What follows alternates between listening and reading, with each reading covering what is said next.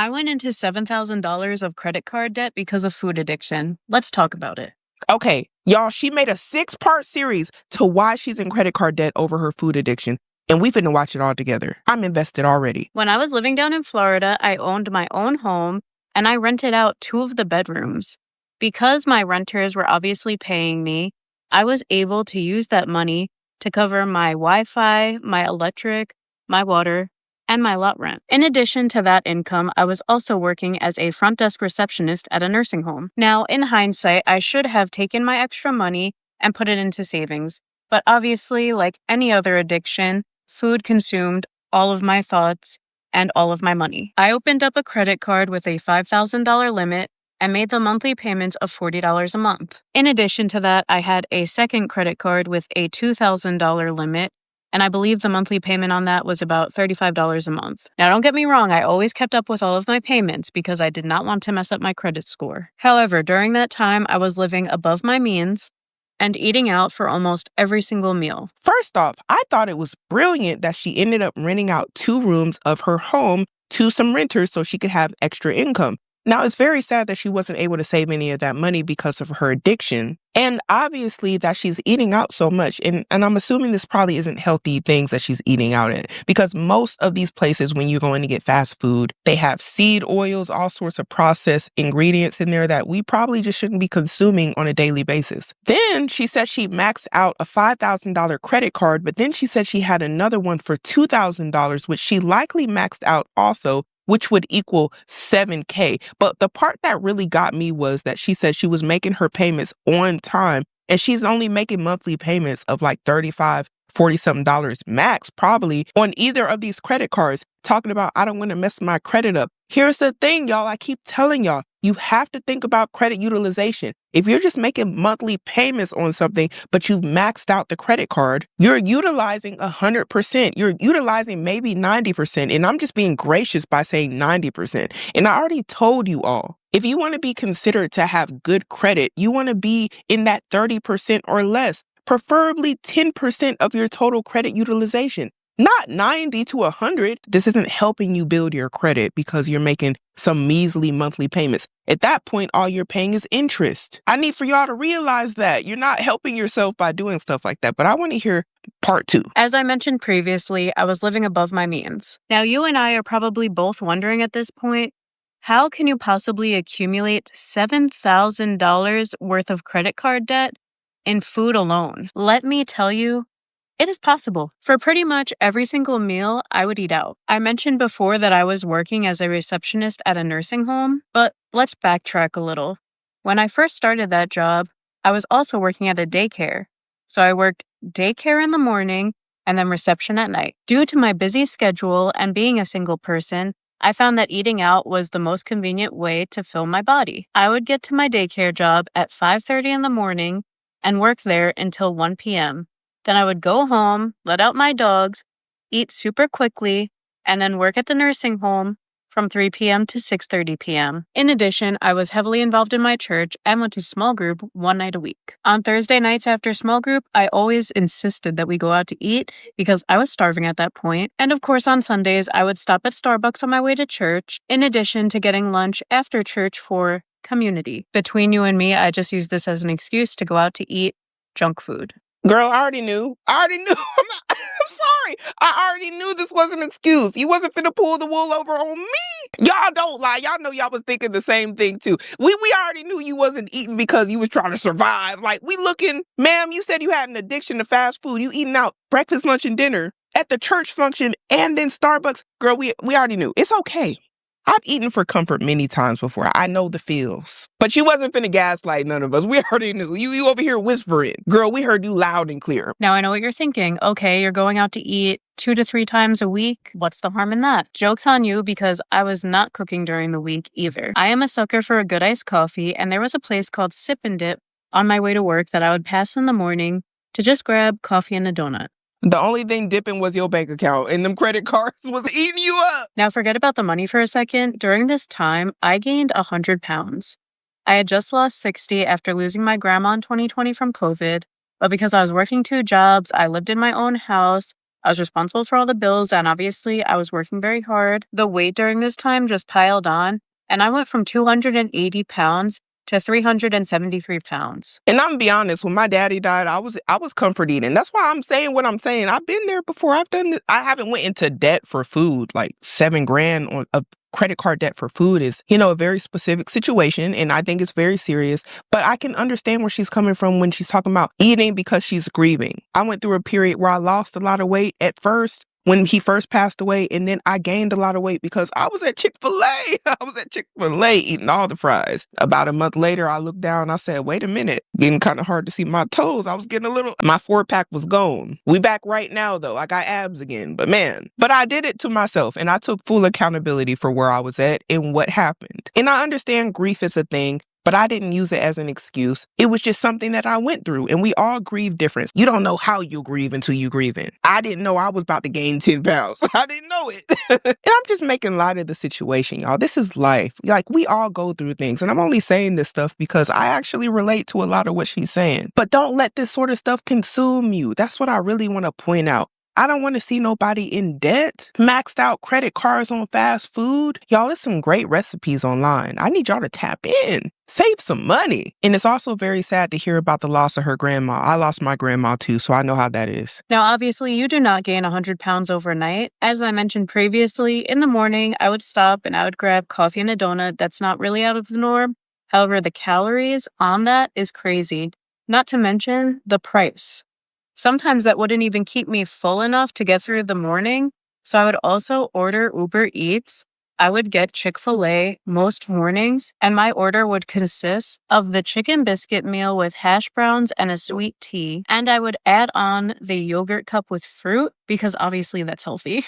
And girl, I need to know, did you get the spicy? Because that was what the spicy had me in a chokehold. I would go get that spicy biscuit, and I might have got a hash brown if I was feeling frisky. But something about their coffee just ain't taste right to me. It tastes like barbecue sauce, and I ain't like that. So I just opted for my own little water. I always been hooked on my water. And she's right, the calories on that is crazy, and that's why you can't go there all the time. You got to go there every once in a blue moon. Chick-fil-A got this down to a science on how they gonna keep y'all coming back addicted to the chicken. Addicted. Look it up. But I'm telling you, as somebody who mostly eats healthy, except when, I'm going through something, obviously. When you cut all that stuff out, you ain't even gonna want it. If I go eat something like that now, I'm gonna be coughing up a storm because all the mucus building up. My body gonna start rejecting stuff that I don't normally eat because I'm eating so clean. You see, you'll start to feel tired and lethargic, and you're gonna want to opt for that baked chicken. You're gonna opt for that stuff that's going to make you feel good because your body likes it. And then when you start eating junk again, you're going to feel sick unless you get acclimated to it again. So I just recommend, if you can, just try to stay healthy. Eat as healthy as you can, y'all. Health is wealth. And I know we talk about finances a lot on this channel, but health is just important. What is the use of having all these resources if you don't have a body that's able to function good enough to enjoy it? And I mean, if it's because of something you could have avoided, like maybe just not eating all the donuts, maybe not going to Chick-fil-A as much, maybe you just do it once a week. I'm not saying cut it out all the way, but maybe you can find a way where you can still do those things every now and then while maintaining a healthy life, because she's not lying about those calories, y'all. It's really scary to see the amount of calories in America specifically. A lot of us consume eating fast food, breakfast, lunch, and dinner, and a lot of people aren't cooking. It's contributing to a lot of health issues. And I'm saying this from a loving place. And I want everybody to live their best life. Between the coffee and the Chick-fil-A and the delivery fees, you're looking at about $20 to $30 just for breakfast alone. And of course, I'm a nice person, so I would always offer other people if they wanted anything, I would just buy it for them. And they wouldn't have got nothing. They wouldn't have got nothing because I'm broke and I'm in debt. That's what y'all got to start telling people. I ain't got it. Start saying no. Do I need to do some sort of exercise to help y'all say the words, no, I'm broke, I don't got it, I can't do it? I don't know if y'all are just trying to be so nice that you just put yourself into like these horrible bad situations financially, but I need y'all to get comfortable saying these things, not because I want this to be your reality long term. I want you to be able to practice so you can say it to other people and you don't feel no shame about saying, I ain't got it. No, I don't have no money. Those phrases, when you could just spit it out to somebody else with no shame, because that's your reality and you're to the point where, hey, I'm not trying to get worse because of you. That's where I need y'all to be. Because when we can get there, we can start getting ourselves to a better situation. Maybe later you can do those things, but right now it's a no. Don't let people pressure you or feel some type of way because you said no to something. I had a 2-hour window to run home, get changed, let out my dogs, and eat lunch. I went into $7,000 of credit card debt because of food addiction. Part 5. Okay, so we're looking at about $20 to $30 every single morning for breakfast alone. Now I have a 2-hour lunch break, but I have to rush home, change my clothes, and let out my dogs. Now, honestly, at 300 pounds, do you think that I have the energy to do all of that and cook a well-balanced meal or meal prep a well-balanced meal and eat said meal prep, in addition to having food addiction? No, I do not. So, of course, what do I do but stop by Wendy's, KFC, McDonald's, or Dunkin' on my way to work?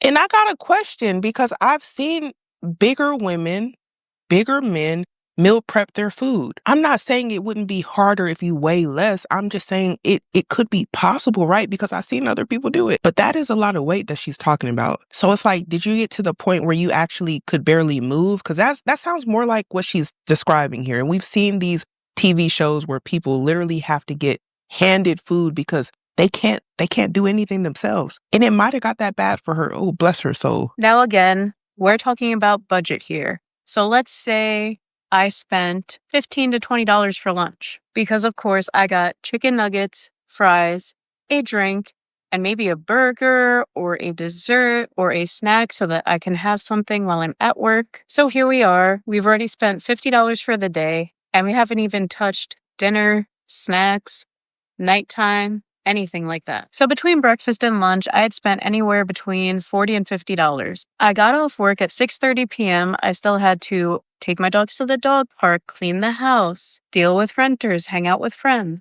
I need to be social or I will not do well. So maybe I would have dinner at home, or maybe I would order McDonald's.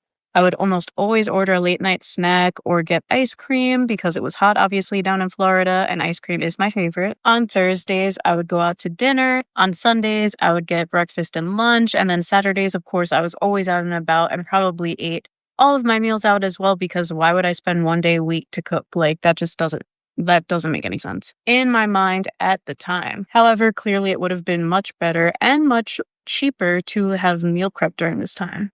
I thought she said she couldn't do it because of her weight. I'm not sure if she was just saying that as an excuse. And if you were, it's okay, girl. I understand. I'm just saying. Earlier, you said that the weight was the issue. And I've seen people at a larger weight struggle with that. It could have been the case with her. Or it might have just been like, hey, I just kind of was saying that because I really just didn't want to cook. I don't know. Either way, girl, I just want you to get better because, yeah, this is a serious thing. And it was burning a hole in her wallet, and it was causing her to be into debt over all of this fast food that didn't even do nothing to nourish her body. Oh my gosh. And again, I'm always that nice person at the office that offers to pay for everyone and no one pays them back. Actually, speaking of which, 2 of my friends owe me $100 that we're not even friends anymore and they won't pay me back. But this is just the predicaments I get myself into constantly. I'm always helping others. No one's gonna help me, girl. But anyway, that is how I got myself into $7,000 worth of credit card debt because of my food addiction. And if you made it to the end, you're the realest of the real ones. I already see people complaining, and I'm just now recording my last video. So thank you so much, and love you guys. I quickly wanted to talk about the fact that she ended this with saying that she is not friends with some people anymore because they owed her $100. Girl, don't give them folks no money. When you're in debt, why do y'all like to give people money when you're in debt? And I'm not saying this to bash her for doing this. It's just something I see in general. You ever seen somebody really broke try to give you hey, I'm trying to give you $5. I'm gonna send you some birthday money. I'm gonna do this, do that for you. And meanwhile, you may know they're in debt. I keep telling y'all, at the end of the day, nobody's going to help you get yourself out this debt if you bury yourself into debt. And when you give people money, I honestly feel like you just got to be okay with the fact if it was supposed to be like lent money, that you might not get it back. I've lent people money before, family members even. Never got my money back, and I never will. I haven't even heard from a cousin that said I was her favorite because I lent her some money and she been ducking me for about 10 years now. I'm never going to hear from her again. I've accepted it. And it happens with friends too. When you lend money out sometimes, people can say all this, yeah, I got you next week, blah, blah, blah. Y'all about to not be friends no more over that same money. That little $50, that's a little right now, and y'all done known each other for 5 years, 10 years. Y'all ain't going to be friends no more over $50. It's about to be stupid, but I'm just being honest with you.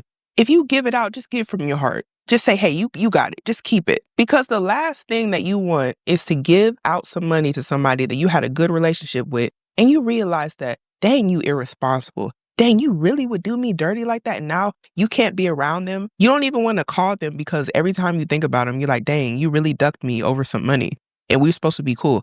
You don't want to deal with nothing like that. So just give from your heart. You ain't got to worry about it then. And if you can't give from the heart, in your case, you know, she couldn't give from the heart because she's in debt. Just say no. It's okay. If they're your real friends, they'll understand. Don't be out here people pleasing, y'all. You ain't got to buy stuff for the whole office. Don't nobody need you to be nice that bad to where you swimming in debt. These is grown adults. They'll figure it out. And I say that because I know that there's somebody out there buying the donuts for the office, buying the drinks for the office, throwing pizza parties for the office, and you're in debt. Don't do that. Because as she said in this video, you're going to be out on your own trying to figure this out whenever it's time to pay back that debt. But I need to know, do any of y'all relate to this story? I relate to different aspects of the story. Even though I never buried myself in the debt over food, I can sure understand eating for comfort in time of grief. But I need to know, have you ever had any instance like this? Do you relate? Have you ever been addicted to food? But we got to start making better decisions today in order to have a better future.